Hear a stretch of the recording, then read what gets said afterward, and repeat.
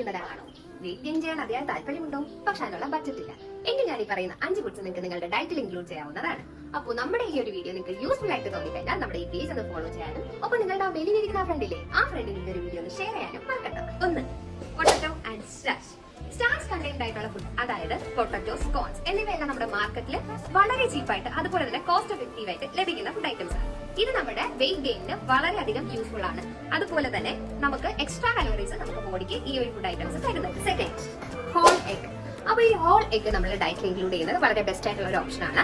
കാരണം നമ്മുടെ ഒരു എഗ്ഗിൽ തന്നെ പ്രോട്ടീൻസ്, കാൽഷ്യംസ് അതുപോലെ തന്നെ ഹെൽത്തി ആയിട്ടുള്ള ഫാറ്റ്സ് എല്ലാം ഇൻക്ലൂഡഡ് ആയിട്ട് വരുന്നത് കൊണ്ട് തന്നെ നമ്മുടെ മസിൽ ഗെയിനിലും അതുപോലെ തന്നെ ബോഡി വെയിറ്റ് ഇൻക്രീസ് ചെയ്യാനും ഇത് വളരെയധികം യൂസ്ഫുൾ ആണ്. Third, avocados.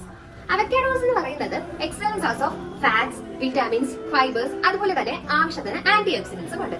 അപ്പോൾ ഈ ഒരു സംഭവം നമ്മുടെ മെയിൻ മീലിൽ ഇൻക്ലൂഡ് ചെയ്യുന്നത് വഴി നമുക്ക് വെയിറ്റ് ഗെയിനിന് അത് കൂടുതലായിട്ട് ഹെൽപ്ഫുൾ ആയി. Fourth, red meat.